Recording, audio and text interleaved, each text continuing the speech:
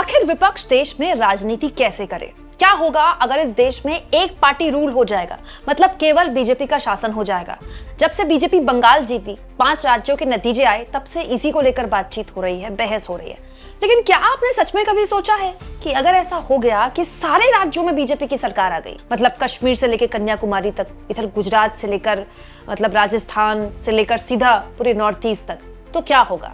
चलिए आज मैं इस वीडियो में आपको यही बताने वाली हूँ कि क्या लोग कुछ ज्यादा ही डर रहे हैं कि ऐसा होने से ऐसा हो जाएगा, या फिर ये डर जायज है। क्या हो अगर इस देश में वन पार्टी रूल हो जाए? क्या होगा अगर पूरे देश में बीजेपी की सरकार बन जाए? ये मैं नहीं कह रही हूं दोस्तों, दरअसल ये सवाल अब एक अंग्रेजी या फिर ये कह ले ये इंटरनेशनल आर्टिकल में छापा गया है। आप जानते हैं दोस्तों, पश्चिम बंगाल के चुनावी नतीजे पूरी दुनिया में पढ़े जा रहे हैं, देखे जा रहे हैं। इस बीच एक बड़ा इंपॉर्टेंट आर्टिकल आया है।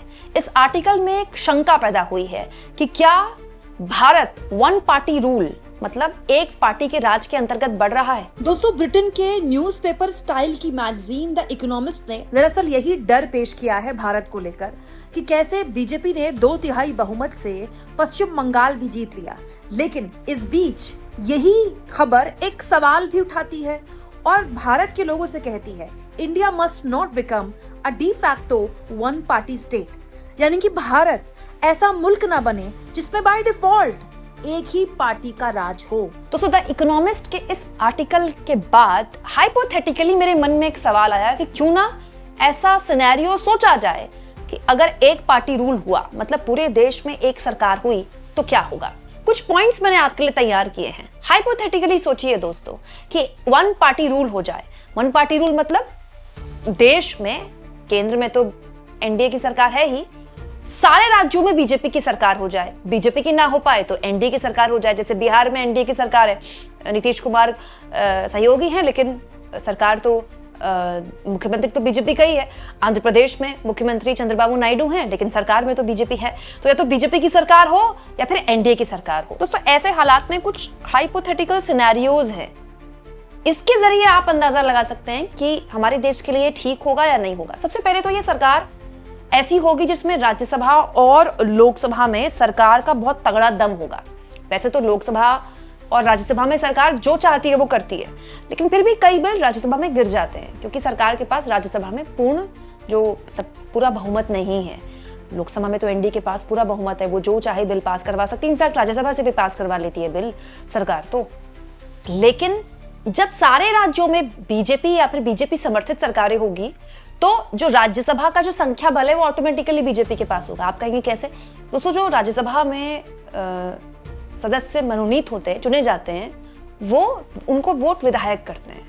तो विधायक किसके होंगे? तब बीजेपी या एनडीए के होंगे। तो जाहिर तौर पर अभी नहीं, लेकिन जैसे जैसे राज्यसभा की सीटें खाली होंगी, फिर वहां चुनाव होंगे, तो जिस जिस राज्य की सीटें होंगी उस राज्य में जाहिर तौर पर बीजेपी का जनाधार होगा। तो बीजेपी का एक तरह से लोकसभा से लेकर राज्यसभा दोनों बहुत तगड़ा उसका बल होगा। इससे क्या होता है दोस्तों? इससे वही होता है जो अभी हो रहा है। किसी भी बिल पर रातों रात बहस, अगले दिन पास। किसी भी बिल पर कोई जेपीसी में नहीं भेजा जाएगा। आपको पता ही है पहले कितने सारे बिल जेपीसी या स्टैंडिंग कमिटीज में भेजे जाते थे, अब हार्डली ऐसा कोई होता है। ये जो वक्फ वाला बिल था, ये तो चंद्रबाबू नायडू ने इस पर थोड़ा शक जाहिर कर दिया तो ये जेपीसी में भेज दिया गया, नहीं तो हार्डली अब कोई बिल जेपीसी में भेजा जाता है। जी राम जी बिल कैसे पास हुआ था, आपको याद होगा। तो यही होगा दोस्तों। इसके अलावा एक और चीज जो हो सकती है, विपक्ष पूरी तरह खत्म हो जाएगा और केवल विपक्ष बयानों तक सीमित होगा और शायद कुछ यूट्यूब की वीडियो तक। क्यों? क्योंकि विपक्ष खत्म ही हो जाएगा। विपक्ष बस राजनीति कर सकता है, प्रधानमंत्री का या बीजेपी का विरोध कर सकता है। उनके फैसलों का विरोध भी क्या करेगा?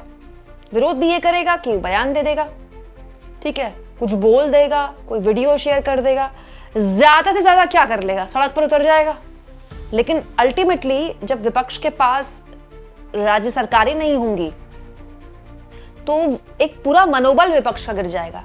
तो होता क्या है, जब राज्य सरकारें होती हैं, अगर मोदी जी की भाषा में बोलूं तो डबल इंजन सरकारें होती हैं, और धीरे धीरे फिर वो लोकसभा की सीटों में दिखने लगेगा। तो अभी बीजेपी जो 240 पर है, बीजेपी वो संख्या भी बढ़ा लेगी, मतलब अगले चुनाव में बढ़ा लेगी, क्योंकि धीरे धीरे हर राज्य में बीजेपी की सरकार है।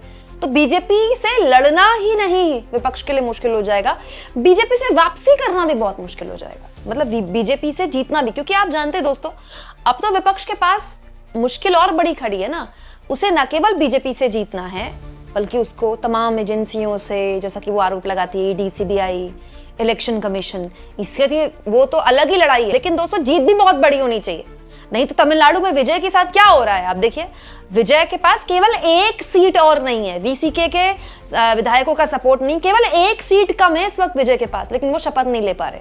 तो ये भी इंपॉर्टेंट है विपक्ष के नेताओं के लिए कि उनको न केवल जीतना है बल्कि थम्पिंग मेजोरिटी से जीतना है, जो कि बड़ा मुश्किल हो जाएगा विपक्ष के लिए। और अगर ऐसा हुआ दोस्तों तो सरकार पर जो चेक बैलेंस होता है वो ना के बराबर हो जाएगा। जब विपक्ष सवाल नहीं पूछेगा तो उसके सवालों को स्पेस नहीं मिलेगी, उसको सुना नहीं जाएगा, वो ऑलमोस्ट अदृश्य हो जाएगा। तो सरकार की गलतियां कौन बताएगा?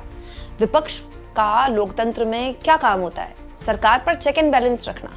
शैडो विपक्ष जो होता है वो शैडो सरकार होती है, जो सरकार नहीं कर पा रहा विपक्ष करता है, लेकिन विपक्ष बस बोलता रह जाएगा। कोई चेक एंड बैलेंस रखने वाला, देखने वाला कोई आदमी होगा ही नहीं, क्योंकि विपक्ष ही नहीं बचेगा। तो सोशल मीडिया में भी सरकार सेंट्रिक ही माहौल रहेगा। अभी आप देखते हैं सोशल मीडिया में हमारे जैसे यूट्यूबर्स हैं, बहुत सारे इंस्टाग्राम में आपको लोग मिल जाएंगे, बहुत सारे ऐसे लोग हैं जो व्लॉग्स बनाते हैं या लिखते हैं ब्लॉग्स, लेकिन उसके बाद धीरे धीरे उनका स्पेस खत्म हो जाएगा। तो अभी टीवी मीडिया का जो हाल है तो आप जानते ही हैं, अब उसको कुछ भी उसमें ज्ञान देना आपको मतलब कुछ नया नहीं है। वही हाल फिर सोशल मीडिया का हो जाएगा, क्योंकि स्पेस ही नहीं बचेगा ना हमारे जैसे लोगों के लिए। तो ये बहुत खतरनाक है। मतलब फिर ये आप बताइए, लोकतंत्र में तो मीडिया का स्पेस अगर सरकार ले लेगी तो फिर वो सरकारी भोंपू बन गई ना फिर तो अभी तो टीवी में हो चुका है, ये सोशल मीडिया में भी हो जाएगा। दोस्तों एक और चीज, दोस्तों भारत की संघीय ढांचे का क्या होगा, वो कितना मजबूत रहेगा, ये अपने आप में सवाल है। क्यों? क्योंकि बहुतायत राज्यों में बीजेपी की सरकार होगी। देखिए, जब सरकार केंद्र में भी आपकी, राज्य में भी आपकी, एनडीए की या बीजेपी की, तो होता क्या है, किसी तरह के कोई डिफरेंसेस नहीं होते होंगे भी तो मुख्यमंत्री की हैसियत नहीं होगी बोलने की, क्योंकि उनमें से ज्यादा पर्ची वाले मुख्यमंत्री होंगे। तो इससे क्या होता है, इससे देखिए लोकतंत्र में क्या है, हमारा जैसा लोकतंत्र है भारत में, उसमें जो राज्य सरकार है ना वो चेक एंड बैलेंस रखती है, केंद्र सरकार पर चेक एंड बैलेंस रखती है। दक्षिण भारत के राज्य हैं, उनकी कोई आपत्ति है तो उनकी आपत्तियों के मद्देनजर ही सरकार को उनको सुनना पड़ता है। और हमारे देश में तो इतना डाइवर्सिटी है, उड़ीसा के लोग अलग तरह से सोचते हैं, नॉर्थ ईस्ट के लोग अलग तरह से सोचते हैं, कर्नाटक के लोग अलग तरह से सोचते हैं, गुजरात के लोग अलग तरह से सोचते हैं, इतना मतलब डाइवर्सिटी है। और वो डाइवर्सिटी ही हमारी जान है, मतलब अनेकता में एकता, यही तो हमारी खासियत है। दोस्तों इसके बाद एक और चीज है जो होगी, वो ये कि चुनाव का स्वभाव जो है वो ज्यादा राष्ट्रीय हो जाएगा। इससे क्षेत्रीय और राज्य के मुद्दे कम उठेंगे, जैसे अभी हो रहा है। अब आप देखिए क्या होता है, प्रधानमंत्री मोदी हर चुनाव में चेहरा होते हैं बीजेपी का, और उसके बाद तय होता है सीएम कौन बनेगा।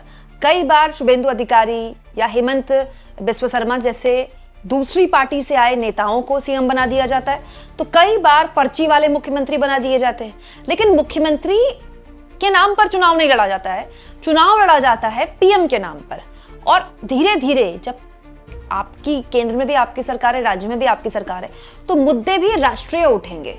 राष्ट्रीय मुद्दे जब लोकल मुद्दों को अप्रभावी कर देते हैं तो लोकल मुद्दे एक तरह से दरकिनार हो गए।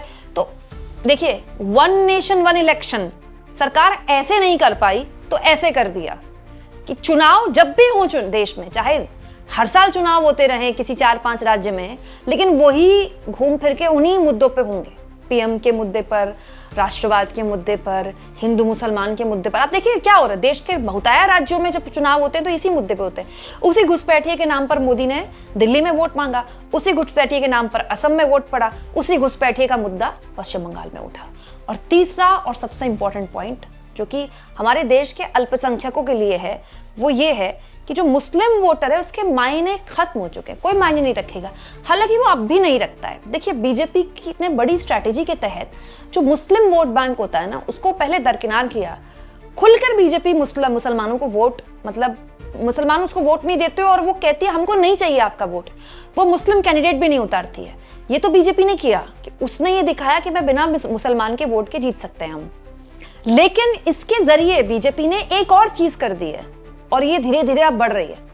असम और पश्चिम बंगाल, जहां 30% से ज्यादा मुसलमान हैं, वहां जीत दर्ज करके ये भी दिखा दिया कि विपक्ष भी अब केवल मुस्लिम वोट से नहीं जीत सकता।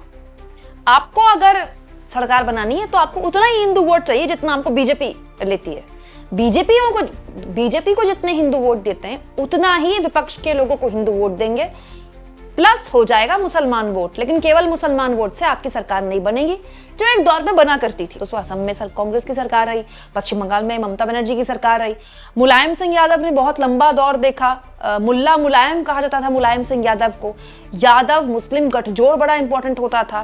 बसपा सुप्रीमो मायावती का एक गठजोड़ बड़ा इंपॉर्टेंट चला, उसमें दलित भी होते थे, अगड़ी जाति के लोग भी थे, तो मुसलमानों को भी उन्होंने कैटर कर लिया था।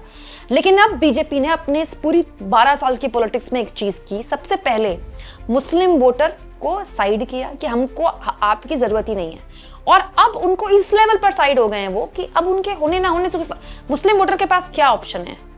उनको हर उस पार्टी को वोट देना है जो बीजेपी के खिलाफ चुनाव लड़ रही है। लेकिन अब उन पार्टियों के अंदर भी एक सवाल पैदा हो गया कि केवल मुस्लिम वोट से अब काम नहीं चलेगा, केवल मुस्लिम वोट से हम नहीं जीत सकते हैं। हालांकि दोस्तों हम तो ऐसा नहीं चाहेंगे, इसलिए नहीं कि कोई एक विचारधारा के खिलाफ है हम, बल्कि एक स्वस्थ लोकतंत्र में जरूरी है कि विपक्ष मजबूत हो। जब विपक्ष मजबूत होता है, लोकतंत्र में चेक एंड बैलेंस बढ़ता है। लेकिन क्या आपको लगता है कि ऐसा हो सकता है कि देश में वन पार्टी रूल हो जाए? कमेंट बॉक्स में जरूर लिखें और जितना हो सके दोस्तों चैनल को शेयर भी करें और सब्सक्राइब भी।